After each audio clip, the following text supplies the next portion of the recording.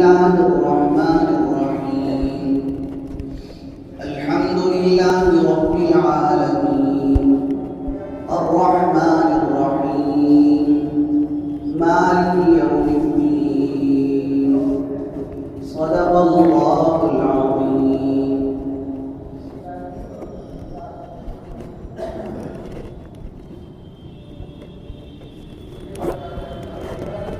قرآن پاک کے آداب میں سے یہ تذکرہ کیا گیا تھا اعوذ باللہ من الشیطان الرجیم بسم اللہ الرحمن الرحیم. یہ قرآن پاک کی ابتدا سے پہلے پڑھی جانے والی دو آیتیں ہیں، دو جملے. اس کے متعلق کچھ باتیں میں نے آپ حضرات کے سامنے گزشتہ جمعہ رکھی تھی. قرآن پاک کی سب سے پہلی سورت ہے سورہ فاتحہ،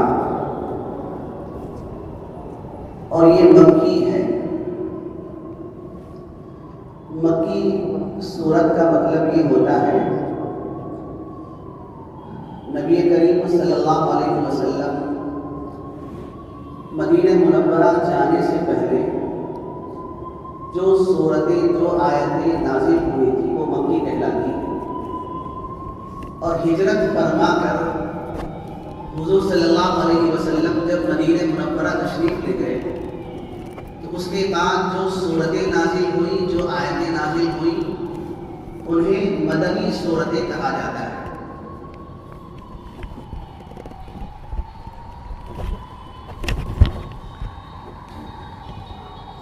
سورہ فاتحہ سب سے پہلے نازل ہونے والی مکمل سورت ہے. اس سے پہلے سورہ علق کی کچھ آیتیں نازل ہوئی تھیں اور سورۃ المدثر کی کچھ آیتیں، سورۃ المزمل کی کچھ آیتیں نازل ہوئی تھیں. لیکن یہ پہلی سورت ہے جو پوری ایک ساتھ نازل ہوئی اور سب سے پہلے نازل ہوئی. اور قرآن پاک میں بھی جو ترتیب ہے اس ترتیب میں بھی سب سے پہلے یہی سورت رکھی گئی ہے. اس سورت کے کئی نام ہیں. ایک نام فاتحہ ہے. فاتحہ کا مطلب ہے کھولنا، شروع کرنا. چونکہ قرآن پاک کو اسی آیت سے شروع کیا جا رہا ہے، اس لیے اس سورت کا نام سورہ فاتحہ بھی ہے. ایک نام ام الکتاب بھی ہے، جس کا مطلب یہ ہوتا ہے کہ پورے قرآن مجید کا خلاصہ. اس کا ایک نام سورۃ المسئلہ بھی ہے کہ جس میں سوال کیا گیا ہے، اللہ تعالیٰ سے مانگا گیا ہے. اس سورت کا ایک نام کافیہ بھی ہے، وافیہ بھی ہے، کہ یہ سورت کافی بھی ہے. اگر قرآن نازل نہ ہوا ہوتا، صرف ایک سورت نازل ہوئی ہوتی تو یہ سورت بھی کافی ہو جاتی. اس سورت کا ایک نام شفا بھی ہے، شافیہ بھی ہے. حضرت ابو سعید خدری رضی اللہ عنہ روایت کرتے ہیں سرکار دو عالم صلی اللہ علیہ وسلم مسجد میں تھے. میری آپ کی ملاقات مسجد میں ہوئی. ہم دونوں باہر نکل رہے تھے. حضور صلی اللہ علیہ وسلم نے فرمایا، کیا میں تمہیں سب سے عظیم سورت بتاؤں، سب سے عظیم سورت سکھاؤں؟ مسجد سے نکلنے سے پہلے پھر سرکار دو عالم صلی اللہ علیہ وسلم نے فرمایا، یہ سب سے عظیم سورت سورہ فاتحہ ہے جو 7 آیتوں پر مشتمل ہے. سرکار دو عالم صلی اللہ علیہ وسلم نے ایک اور صحابی حضرت جابر رضی اللہ عنہ سے فرمایا میں تمہیں قرآن پاک کی سب سے بہترین صورت سکھاؤں؟ اور پھر حضور نے فرمایا وہ سورہ فاتحہ ہے جس میں اللہ نے شفا بھی رکھی ہے۔ حضرت ابو سعید خدری رضی اللہ عنہ کچھ صحابہ کرام کے ساتھ ایک مرتبہ سفر میں تھے۔ ایک مقام پر قیام تھا۔ اس زمانے کا یہ معمول تھا کہ اگر کوئی قافلہ کسی بستی کے پاس قیام کرتا تو بستی والے اس قافلے کی مہمان نوازی کرتے، کھانے پینے کا انتظام کرتے۔ یہ عام رواج تھا۔ صحابہ کرام ایک بستی کے قریب ٹھہرتے ہیں، قیام کرتے ہیں، اس بستی والوں نے کھانے پینے کا کوئی انتظام نہیں کیا۔ حضرات صحابہ کرام کو تکلیف ہوئی، رات گزری، کس طرح گزری، بھوک پیاس کی حالت میں۔ رات میں ایک واقعہ پیش آیا کہ اس بستی کے سردار کو سانپ نے ڈس لیا۔ لوگوں نے علاج کیا، معالجہ کیا، کوئی افاقہ نہیں ہو رہا تھا۔ تو بستی والوں نے کہا کہ کچھ لوگ ہماری بستی کے قریب ٹھہرے ہوئے ہیں، جاؤ ان کے پاس، کوئی دم کرنے والا، کوئی اثر اتارنے والا شاید موجود ہو۔ چنانچہ کچھ لوگ آئے اور گزارش کی کہ ہمارے سردار کو سانپ نے ڈس لیا ہے، ہل منکم راق، تم میں کوئی دم کرنے والا ہے؟ حضرت ابو سعید خدری رضی اللہ عنہ نے فرمایا کہ میں دم کروں گا۔ لیکن آپ نے محسوس کیا کہ ہم یہاں ٹھہرے ہوئے تھے، بستی والوں نے کھانے پینے کا کوئی نظام نہیں کیا، اور جب انہیں تکلیف پہنچی ہے تو دم کرانے کے لیے آئے ہیں۔ حضرت ابو سعید خدری رضی اللہ عنہ نے فرمایا میں ایسے ہی دم نہیں کروں گا بلکہ کچھ معاوضہ بھی لوں گا۔ چنانچہ 30 بکریاں، ایک روایت میں ہے 60 بکریاں، اور ایک روایت میں ہے 120 بکریاں طے ہوئی۔ حضرت ابو سعید خدری رضی اللہ عنہ تشریف لے گئے اور اللہ کے کلام کی آیتیں پڑھ کر دم کیا۔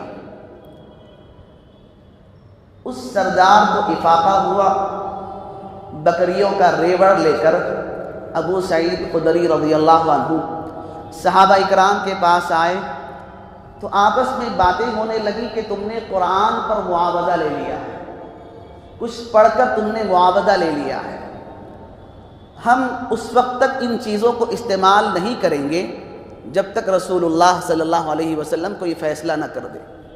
حضور کی خدمت میں پہنچے، سرکار دو عالم صلی اللہ علیہ وسلم نے پوچھا کہ تم نے کیا پڑھ کے دم کیا تھا، کون سی آیتیں تم نے پڑھی تھی؟ انہوں نے عرض کیا اللہ کے نبی میں نے سورہ فاتحہ پڑھ کے دم کیا تھا۔ حضور نے فرمایا تم نے بہت صحیح کیا۔ اور صحابہ اکرام کو جو پریشانی تھی کہ یہ مال جائز ہے یا ناجائز ہے، حضور نے فرمایا اس مال کو تقسیم کر لو آپس میں۔ اور حضور نے وہ جو خدشہ تھا کہ یہ مال صحیح ہے کہ غلط ہے، اس خدشے کو دور کرنے کے لیے حضور نے فرمایا اس میں سے میرا بھی حصہ رکھو، میرے لیے بھی اس میں سے حصہ رکھو، تاکہ صحابہ اکرام کو جو پریشانی ہے وہ پریشانی دور ہو جائے۔ تو اس سورت کا نام سورہ فاتحہ بھی ہے، اور یہ سورت اللہ کے خزانوں میں سے ایک خاص خزانے سے اتری ہے۔ حضرت جبرائیل علیہ السلام حضور اکرم صلی اللہ علیہ وسلم کی خدمت میں حاضر ہوتے ہیں اور عرض کرتے ہیں اللہ تعالیٰ نے آج ایک فرشتے کو آسمان سے نازل فرمایا ہے جو آج سے پہلے کبھی دنیا میں نہیں آیا، اور اللہ نے ایک خاص خزانے سے ایک خاص سورت عنایت فرمائی ہے، اور وہ سورۃ الفاتحہ ہے۔ سورۃ الفاتحہ ہر نماز میں پڑھی جاتی ہے، نماز کی ہر رکعت میں پڑھی جاتی ہے۔ سرکار دو عالم صلی اللہ علیہ وسلم فرماتے ہیں کہ سورہ فاتحہ کے بغیر نماز نہیں ہوتی۔ اکیلے نماز پڑھ رہے ہوں تو مصلی ہر نماز میں ہر رکعت میں پڑھے گا، جماعت سے پڑھ رہے ہوں تو امام مقتدیوں کی طرف سے پڑھے گا۔ سورہ فاتحہ اللہ سے گفتگو اور اللہ سے ہم کلامی والی صورت ہے۔ سرکار دو عالم صلی اللہ علیہ وسلم فرماتے ہیں جب بندہ نماز میں کھڑے ہو کر الحمدللہ رب العالمین کہتا ہے تو اللہ فرماتے ہیں حمیدنی عبدی، میرے بندے نے میری تعریف کی ہے۔ الرحمن الرحیم جب پڑھتا ہے تو اللہ فرماتے ہیں میرے بندے نے اثنا علی عبدی، میری بڑائی کا اظہار، میری بڑائی کا اقرار میرا بندہ کر رہا ہے۔ مالک یوم الدین جب بندہ پڑھتا ہے تو اللہ فرماتے ہیں میری حاکمیت کا، میری برتری کا میرا بندہ اقرار کر رہا ہے۔ ایاک نعبد و ایاک نستعین جب بندہ پڑھتا ہے تو اللہ فرماتے ہیں یہ میرے اور میرے بندے کے درمیان ہے۔ اس آیت میں آدھا حصہ اللہ کی بندگی کی طرف اشارہ کرتا ہے اور آدھا بندہ اپنے لیے استعانت مدد طلب کرتا ہے۔ اہدنا الصراط المستقیم صراط الذین انعمت علیہم غیر المغضوب علیہم ولا الضالین، آخر تک بندہ اپنے لیے ہدایت مانگتا ہے۔ کل 7 آیتیں ہیں۔ پہلی 3 آیتوں میں اللہ کی بڑائی، اللہ کی تعریف کا تذکرہ ہے۔ آخر کی 3 آیتوں میں اللہ سے ہدایت، اللہ سے مدد مانگی جا رہی ہے۔ درمیان کی آیت میں اللہ کی بندگی کا بھی تذکرہ ہے اور اللہ سے مدد مانگنے کا بھی تذکرہ ہے۔ الحمدللہ رب العالمین، اس کا ترجمہ یہ ہے تمام تعریف اللہ کے لیے ہے جو رب ہے دونوں جہانوں کا۔ ہر قسم کی تعریف، ہر قسم کی حمد، دنیا میں جس چیز کو بھی دیکھ کر بندہ کوئی تعریف کرتا ہے در حقیقت وہ تعریف اللہ تک پہنچتی ہے۔ اس کائنات میں جو چیز بھی تعریف کے قابل ہے وہ تعریف بندہ کسی کی کرتا ہے، لیکن حقیقت میں وہ تعریف اللہ تک پہنچتی ہے، اس لیے کہ اللہ پورے جہانوں کا مالک ہے۔ کسی عمارت کی تعریف ہوئی تو اس عمارت میں جو چیزیں استعمال ہوئی ہیں، مٹی ہے، لوہا ہے، تانبا ہے، سیمنٹ ہے، تو ان چیزوں کا اصل مالک اللہ ہے۔ اگر کسی انسان کی تعریف ہو رہی ہے کہ اس کے اندر اچھائیاں ہیں، اس کے اندر خوبیاں ہیں، کوئی ڈاکٹر ہے، کوئی انجینئر ہے، کوئی علامہ ہے، تو دراصل اس انسان کی تعریف نہیں ہو رہی ہے بلکہ اس کے بنانے والے رب کی تعریف ہو رہی ہے۔ تو دنیا میں جس کسی کی بھی تعریف کی جائے وہ تعریف اللہ تک پہنچتی ہے، بالواسطہ یا بلا واسطہ پہنچتی ہے۔ اللہ تعالیٰ نے اس کائنات کو بڑی خوبصورت بنایا ہے۔ زمین ہے، آسمان ہے، سیارے ہیں، ستارے ہیں، چشمے ہیں۔ انسان کسی بھی چیز کو دیکھ کر اس کی تعریف کرے، اس کے اندر اچھائی تلاش کرے تو وہ تعریف رب ذوالجلال تک پہنچتی ہے کہ وہی اصل میں تعریف کے لائق ہے، تعریف کا حقدار ہے۔ الحمدللہ، ہر قسم کی تعریفیں اللہ کے لیے ہیں جو تمام جہانوں کا رب ہے۔ اللہ تعالیٰ نے یہاں اپنی ایک صفت بیان فرمائی کہ وہ تمام جہانوں کا مالک بھی ہے، تمام جہانوں کا پرورش کرنے والا بھی ہے۔ مالک ہو جانا یہ بھی اللہ کی صفت ہے، اور مالک ہونے کے بعد اللہ تبارک و تعالیٰ نے ان چیزوں کو ایسے ہی نہیں چھوڑ دیا بلکہ ان کی پرورش بھی فرمائی۔ پرورش کا معنی یہ ہوتا ہے کہ زندگی میں کسی بھی چیز کی کسی کو ضرورت ہو تو اس چیز کو مہیا کرنا، اس چیز کو فراہم کرنا، اس کے اندر اچھائی پہنچنے کی کوشش کرنا، یہ رب کا معنی ہے کہ اس کی زندگی کو باقی رکھنے کے لیے جن چیزوں کی ضرورت پڑتی ہے ان چیزوں کو مہیا کرنا، یہ رب کا کام ہے۔ انسان دنیا میں آتا ہے لاچار، مجبور، بے بس بن کر آتا ہے۔ اللہ نے اس موقع پر ایک چیز انسان کو سکھائی، وہ رونا۔ اسے بھوک لگتی ہے تو وہ روتا ہے، پیاس لگتی ہے تو وہ روتا ہے، تکلیف پہنچتی ہے تو وہ روتا ہے۔ اس مرحلے میں اس انسان کے لیے یہی کافی ہے کہ وہ روئے تو ماں باپ اس کی ضرورت کو محسوس کرتے ہیں اور اس کے تقاضے پورے کرتے ہیں۔ پھر اللہ نے اس انسان کی غذا ماں کی چھاتیوں میں رکھی، تو یہ بہت مشکل تھا کہ اگر انسان کے دانت ہوتے اور وہ ماں کے سینے سے لگ کر چوسنے لگتا اور اپنے دانتوں سے کاٹنے اور کترنے کی کوشش کرتا تو ماں کو تکلیف ہو جاتی۔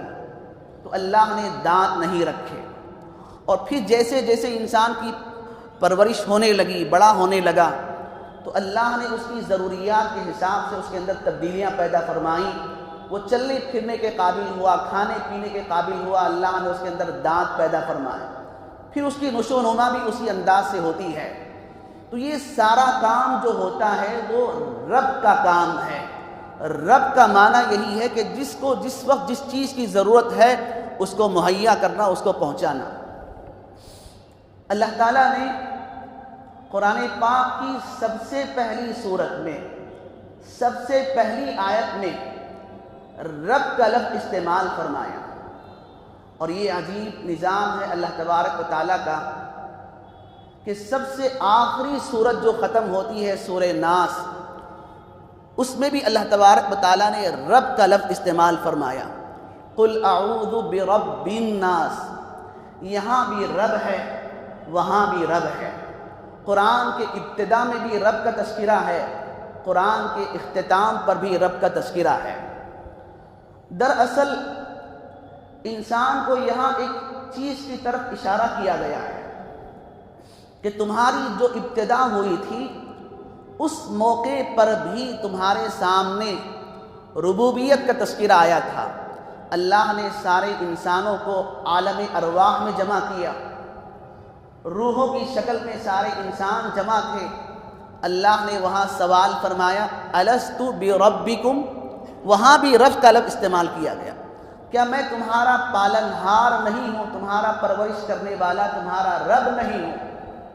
عالم ارواح میں بھی رب کا لفظ استعمال ہوا، اور عالم برزخ میں یعنی قبر میں جانے کے بعد بھی جو سوال ہونے والا ہے وہ بھی رب کے لفظ سے ہونے والا ہے، من ربک، کہ تمہارا رب کون ہے۔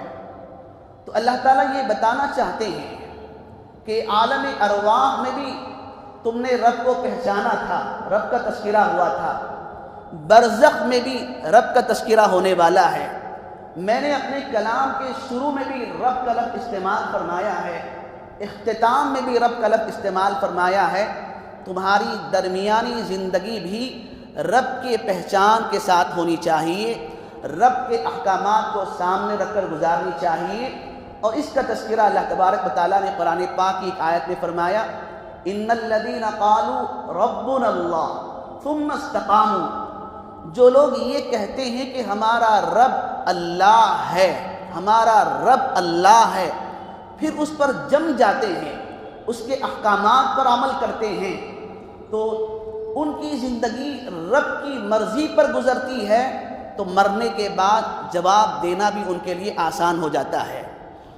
تو یہاں اللہ تبارک و تعالیٰ نے اپنی خاص صفت رب کا استعمال فرمایا، اور فرمایا گیا تمام تعریفیں اللہ کے لیے ہیں جو تمام جہانوں کا پالنہار ہے، پرورش کرنے والا ہے۔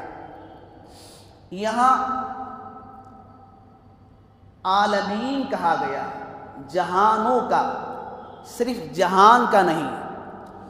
انسان سمجھتے ہیں کہ جو ہماری آنکھوں کے سامنے دنیا ہے یہی ایک جہان ہے، یہ بھی جہان ہے، اس کے علاوہ اور بھی بہت سارے جہان ہیں۔ عالم حیوانات وہ بھی ایک جہان ہے، نباتات کا ایک جہان ہے، جمادات کا ایک جہان ہے، کہکشاں کا ایک جہان ہے، اس سے اوپر ملائے اعلیٰ کا ایک جہان ہے، اور اللہ تمام جہانوں کے رب ہیں، پرورش کرنے والے ہیں۔ آج کی سائنس یہ کہتی ہے کہ ہماری ہوا پر، خلا کے اوپر بہت سارے سیارے ہیں جو دنیا کی گولائی ہے، دنیا کا کرہ ہے، اس سے کہیں زیادہ حجم والے سیارے ہیں، اور ان سیاروں کی نگہداشت کی جا رہی ہے۔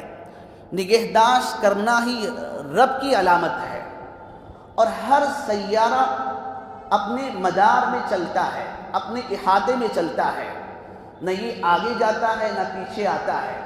اسی سے دن رات کا نظام چلتا ہے، گھنٹوں میں تبدیلیاں ہوتی ہیں، موسم کی تبدیلیاں ہوتی ہیں۔ تو اللہ تبارک و تعالیٰ فرماتے ہیں کہ میں تمام جہانوں کا رب ہوں، تمام جہانوں کا پالنہار ہوں، اور میں اپنی مخلوق کو کیسے بھول سکتا ہوں جبکہ میں ذرے ذرے سے واقف ہوں۔ اس کو کھلانا، اس کو پلانا، اس کی ضروریات پوری کرنا میرے ذمے ہے۔ قرآن مجید کی ایک اور آیت میں فرمایا گیا وَمَا مِن دَابَّةٍ فِي الْأَرْضِ إِلَّا عَلَى اللَّهِ رِزْقُهَا، روئے زمین پر کوئی جاندار ایسا نہیں جس کو کھلانے کی ذمہ داری اللہ کے ذمے نہ ہو۔ ہر ذی مخلوق کو، ہر حرکت کرنے والی جاندار مخلوق کی روزی کی ذمہ داری اللہ تبارک و تعالیٰ نے لے رکھی ہے۔ اللہ فرماتے ہیں کہ میں تمام جہانوں کا پالنہار ہوں، تو میں ہی تعریف کے لائق ہوں، میری ہی تعریف ہونی چاہیے۔ دنیا میں جس کسی کی بھی تعریف کی جائے گی وہ تعریف مجھ تک پہنچتی ہے۔ الحمدللہ رب العالمین، تمام تعریفیں اللہ کے لیے ہیں جو تمام جہانوں کے پالنہار ہیں، پرورش کرنے والے ہیں۔ الرحمن الرحیم، جو سب پر رحم کرنے والا، جو بہت زیادہ رحم کرنے والا، اس اللہ کی تعریف ہے جو سارے جہانوں پر رحم کرتا ہے، سب پر رحم کرتا ہے اور بار بار رحم کرتا ہے۔ اس کی رحمت میں وسعت بھی ہے، اس کی رحمت میں گہرائی بھی ہے۔ یہاں اللہ تبارک و تعالیٰ نے اپنی دو صفتوں کا تذکرہ فرمایا، رحمان کا، رحیم کا۔ رحمان اور رحیم میں کیا فرق ہے میں نے گزشتہ جمعہ عرض کیا تھا بسم اللہ الرحمن الرحیم میں۔ یہاں انہی دو صفتوں کا تذکرہ اس لیے کیا گیا ہے، اللہ کی بہت ساری صفتیں ہیں، شدید العقاب بھی ہے، بہت جلد پکڑنے والا، علیم بذات الصدور بھی ہے، دلوں کے حال کو جاننے والا، علی کل شیء قدیر بھی ہے، ہر چیز پر قدرت رکھنے والا، قہار بھی ہے، جبار بھی ہے۔ اللہ نے ان تمام صفتوں سے ہٹ کر یہ دو صفتوں کا تذکرہ فرمایا۔ اس میں ایک بات کی طرف اشارہ ہے کہ میری یہ دو صفتیں میری تمام صفتوں پر غالب ہیں۔ میں غضب والا بھی ہوں، میں پکڑنے والا بھی ہوں، میں عذاب دینے والا بھی ہوں، لیکن اللہ یہاں یہ فرمانا چاہتے ہیں کہ میری صفت رحمت میری صفت غضب پر غالب ہے۔ رحمان کی صفت میں رحمت ہے، اللہ فرماتے ہیں میری رحمت میرے غصے پر غالب ہے۔ چنانچہ ایک حدیث میں فرمایا گیا سبقت رحمتی علی غضبی، اللہ فرماتے ہیں میری رحمت میرے غصے پر غالب ہے۔ یہاں انسانوں کو یہ تعلیم دی جا رہی ہے، اس طرف اشارہ کیا جا رہا ہے کہ جب اللہ نے رحمت کی صفت کو غضب کی صفت پر غالب فرمایا ہے، اے بندو تمہارے اندر بھی رحمت غالب ہونی چاہیے غضب پر۔ انسان کے اندر محبت بھی ہے، غصہ بھی ہے۔ اللہ یہ فرمانا چاہتے ہیں کہ میں جب رحمان ہوں، میری رحمت تمام میری اور صفات پر غالب ہے، میرے غصے پر غالب ہے، تو میرے بندو تم بھی رحم کا معاملہ کرو۔ چنانچہ ایک اور حدیث میں فرمایا گیا تخلقوا باخلاق اللہ، اللہ کے اخلاق کو اپناؤ، اللہ کی صفات کو اپنی طاقت اپنی قدرت کے بقدر اپنانے کی کوشش کرو۔ تو اللہ رحمان ہے، سب پر رحم کرنے والے ہیں، اور اس کی رحمت اس کے غصے پر غالب ہے۔ تو بندو تمہارے اندر بھی غصہ کم ہونا چاہیے، اور شدید تقاضے کے علاوہ تمہارے اندر غصہ نہیں آنا چاہیے۔ آپسی معاملات میں، آپسی برتاؤ میں صفت رحمت تمہاری غالب ہونی چاہیے۔ ایک اور حدیث میں فرمایا گیا الراحمون یرحمہم الرحمن ارحموا من فی الارض یرحمکم من فی السماء۔ رحم کرنے والے میرے وہ بندے جو آپس میں ایک دوسرے پر رحم کرتے ہیں، اللہ فرماتے ہیں میں ایسے بندوں پر رحم کرتا ہوں جو دوسروں پر رحم کرتے ہیں، رحمان ان پر رحم کرتا ہے۔ اور پھر یہ فرمایا گیا کہ زمین والوں پر رحم کرو، آسمان والا تم پر رحم کرے گا۔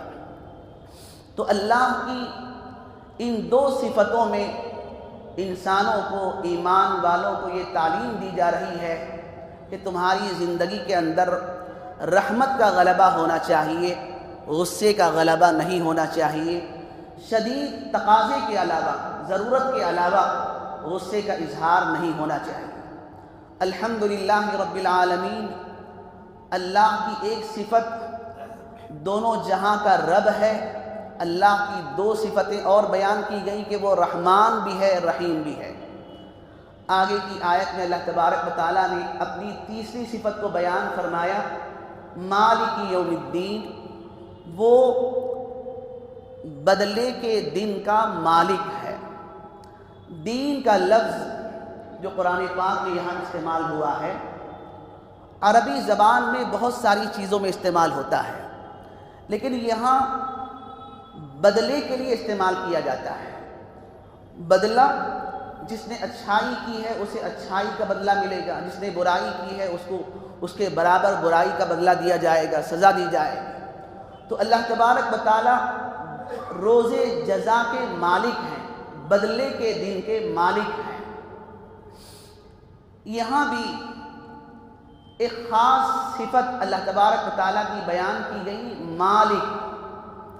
اللہ مالک ہیں، قیامت کے دن کے مالک ہیں۔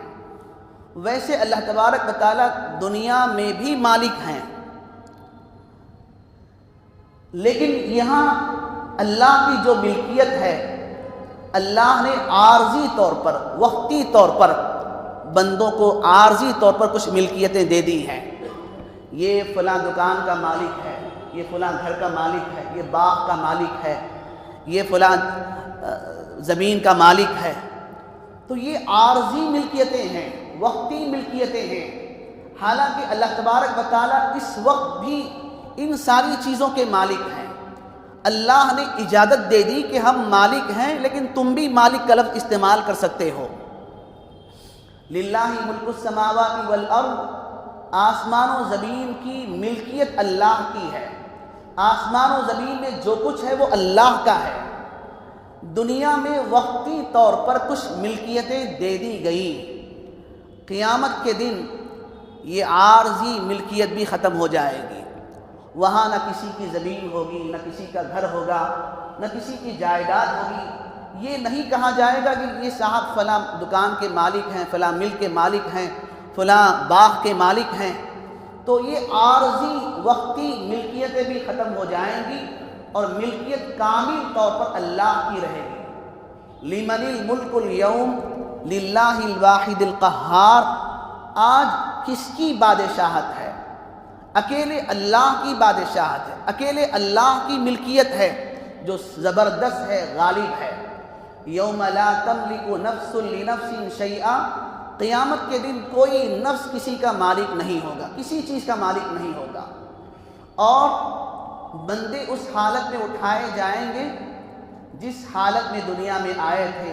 کما بدأنا اول خلق نعید، اللہ یہاں یہ بتانا چاہتے ہیں کہ تم اپنے کپڑوں کے بھی مالک نہیں رہو گے، اپنے لباس کے بھی مالک نہیں رہو گے، ملکیت صرف اللہ کی رہے گی۔ اور اس میں اس بات کی طرف اشارہ ہے کہ اللہ تبارک و تعالی آخرت کے دن مالکانہ حقوق استعمال فرمائیں گے، اللہ کی مالکانہ شان کا اظہار ہوگا۔ یہاں قاضی انصاف کرنے والا جج نہیں کہا گیا بلکہ مالک کہا گیا۔ مالک کا کام الگ ہے اور جج کا کام الگ ہے۔ جج اور قاضی قانون کے پابند ہوتے ہیں، قانون کے حساب سے انہیں فیصلہ کرنا پڑتا ہے۔ مالک قانون کا پابند نہیں ہوتا، مالک کو کچھ اور اختیار حاصل رہتا ہے۔ اس کی ایک چھوٹی سی مثال سمجھنے کے لیے، ہمارے ملک کا جو دستور ہے، قانون ہے، اگر یہاں کوئی کسی کو قتل کر دیتا ہے، قتل جرم ہے، بہرحال جرم ہے، اس کی ایف آئی آر بنتی ہے، سیشن کورٹ میں فیصلہ ہوتا ہے، تو جو مجرم ہے اس کے لیے وکیل کا انتظام کیا جاتا ہے، وکیل کو رکھا جاتا ہے، اور وکیل کے حوالے سے عدالت تک پہنچتے ہیں۔ یہاں فیصلہ نہیں ہوا تو ہائی کورٹ تک پہنچتے ہیں، وہاں فیصلہ نہیں ہوا تو پھر سپریم کورٹ تک پہنچتے ہیں، اور وکیل کے سہارے سے یہ سارے کام انجام پاتے ہیں۔ وہاں بھی اگر خلاصی کی کوئی صورت نہ ہو، آزادی چھٹکارے کی کوئی صورت نہ ہو، تو صدر ہند کو ایک لیٹر لکھا جاتا ہے، رحم کی درخواست کی جاتی ہے، اور صدر ہند کو یہ اختیار ہے کہ اگر حکومتیں، عدالتیں اپنا فیصلہ سنا بھی دیں، صدر ہند کو اپنے مالکانہ اختیار کو استعمال کرتے ہوئے کسی کی سزا کو معاف کرنے کا اختیار ہے۔ تو اللہ تبارک و تعالیٰ قیامت کے دن مالک ہیں، اللہ قاضی بھی ہیں، لیکن اللہ تبارک و تعالیٰ وہاں جو لفظ استعمال فرما رہے ہیں کہ میں یہاں قاضی کی حیثیت سے نہیں بلکہ مالک کی حیثیت سے ہوں۔ اور قاضی کا جو مسئلہ ہے، اور قاضی کی طرف سے جو صورتحال پیدا ہونے والی ہے، وہ کافروں اور مشرکوں کے بارے میں ہونے والی ہے کہ وہاں ایمان نہیں، وہاں اگر اسلام کی دولت نہیں تو ان کے ساتھ کوئی نرمی برتی جانے والی نہیں۔ قرآن پاک میں صاف فرمایا گیا، ان اللہ لا یغفر ان یشرک بہ ویغفر ما دون ذلک لمن یشاء، اللہ کفر و شرک کو معاف نہیں فرمائیں گے، اس کے علاوہ جس کو چاہیں گے معاف فرما دیں گے۔ تو کافروں کے ساتھ قاضی کی حیثیت سے فیصلہ ہوگا، اہل ایمان کے ساتھ مالکانہ شان کے ساتھ وہ اللہ تبارک و تعالیٰ فیصلہ فرمائیں گے۔ مالک کے لیے وہاں سفارش کی ضرورت پڑتی ہے، وہاں وکیل کام نہیں آتا، وہاں سفارش کی ضرورت پڑتی ہے۔ چنانچہ قیامت کا جو منظر سامنے آتا ہے وہ یہ کہ ساری انسانیت پکارے گی کہ میرا کیا بننے والا ہے، میرا کیا ہونے والا ہے، نفسی نفسی پکارے گی، اور ایک ذات ایسی ہوگی جس کی زبان پر یہ ہوگا، امتی یا ربی، امتی یا ربی، اے میرے رب، میری امت کے ساتھ کیا معاملہ ہونے والا ہے، میری امت کے ساتھ کیا برتاؤ ہونے والا ہے۔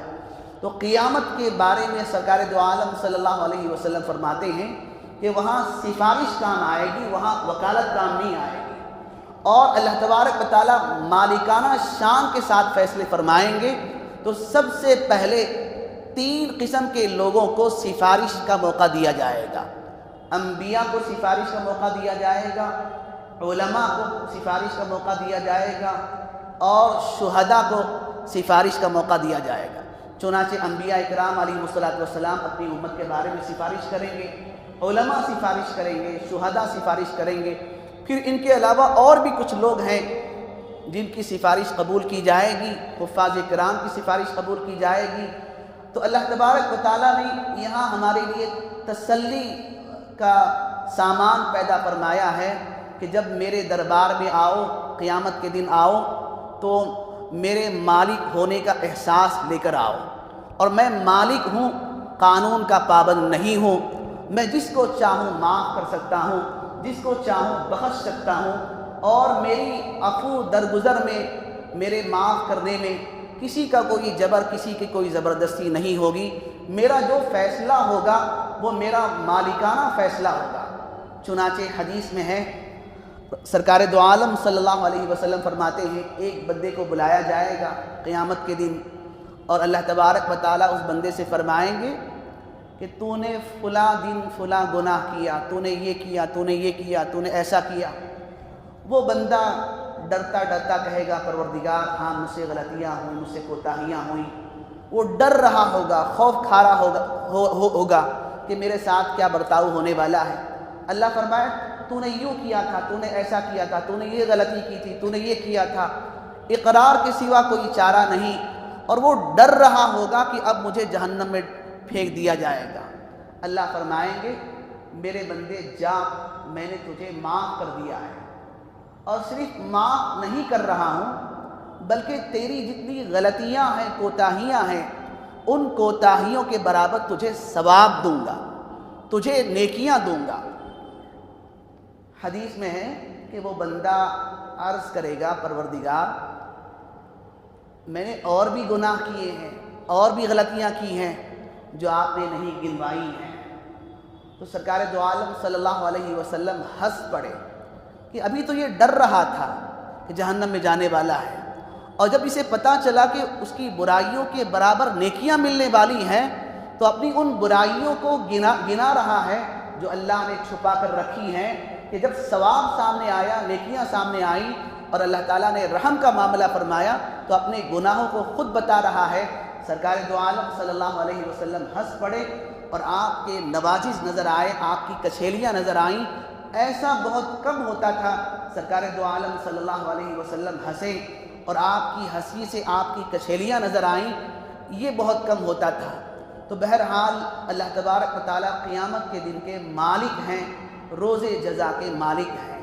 ये 3 आयतें हमने आज पढ़ी हैं, और इन आयतों का मतलब हम लोग जहन में रखें। और मैंने अभी अर्ज़ किया था, हदीस में है कि जब बंदा अल्हम्दुलिल्लाह रब्बिल आलमीन पढ़ता है तो अल्लाह कहते हैं कि मेरे बंदे ने मेरी तारीफ़ की, अल्लाह की तरफ से जवाब मिलता है। अर्रहमान अर्रहीम जब बंदा पढ़ता है तो अल्लाह की तरफ से जवाब मिलता है, असना अलैहि आबदी, मेरे बंदे ने मेरी बड़ाई का इकरार किया है। मालिक यौमिद्दीन कहता है तो अल्लाह फरमाते हैं मेरी बरतरी का, मेरी हाकिमियत का और मेरे आला होने का मेरा बंदा इकरार कर रहा है। तो अल्लाह की तरफ से हर आयत पर जवाब मिल रहा है। और जब बंदा ये कहता है कि परवरदिगार हम तेरी ही इबादत करते हैं, तुझ ही से मदद मांगते हैं, तो अल्लाह फरमाते हैं मेरे बंदे जो तूने मांगा मैंने वो दे दिया। अब बंदा हिदायत मांगता है, बंदे के हवाले कर दी जाती कि जो मांगना हो मांग ले, तो बंदा गलती कर सकता था और अपने लिए गलत चीज़ों का इंतखाब कर सकता था। तो अल्लाह तबारक व तआला ने बंदे को सिखाया कि मांगने की चीज़ जो सबसे पहले तुझे हासिल होनी है वो हिदायत है। इंशाअल्लाह इन आयतों का तज़किरा हम आइंदा करेंगे। अल्लाह हम सबको अमल की तौफीक नसीब फरमाए। जब भी नमाज पढ़ें तो इस तसव्वुर के साथ पढ़ें कि मैं पढ़ रहा हूँ और मेरा परवरदिगार मेरा जवाब दे रहा है, तो इससे इंशाअल्लाह नमाज में खुशू पैदा होगा, खुशू पैदा होगा। अल्लाह तबारक व तआला हम सबको अमल की तौफीक नसीब फरमाए। इन 3 आयतों का हमने मुख्तसर सा तफसीरी जायज़ा आप हजरात के सामने रखा है। इन 3 आयतों में एक और लतीफ़ इशारा है, वो भी इंशाअल्लाह मैं आइंदा अर्ज़ करूँगा। अल्हम्दुलिल्लाहि रब्बिल आलमीन अर्रहमानिर रहीम मालिकी यौमिद्दीन। ये 3 आयतों में मज़ीद 3 बातों की तरफ इशारा है। अल्लाह हम सबको अमल की तौफीक नसीब फरमाए। कुरान पाक के इस सिलसिले को अल्लाह तबारक व तआला जारी व सारी रखे। اور اس سے فائدہ حاصل کرنے کی ہم سب کو توفیق عطا فرمائے۔ میں اس موقع پر پھر دوبارہ آپ تمام حضرات کا شکریہ ادا کرتا ہوں کہ آپ حضرات نے اس مجلس کو رونق بخشی۔ مسجد کے ذمہ داروں کا بھی میں شکریہ ادا کرتا ہوں کہ انہوں نے مجھے اس لائق سمجھا۔ اللہ سب کو بہترین بدلہ عطا فرمائے، سب کو ہدایت سے مالا مال فرمائے۔ وآخر دعوانا الحمدللہ رب العالمین۔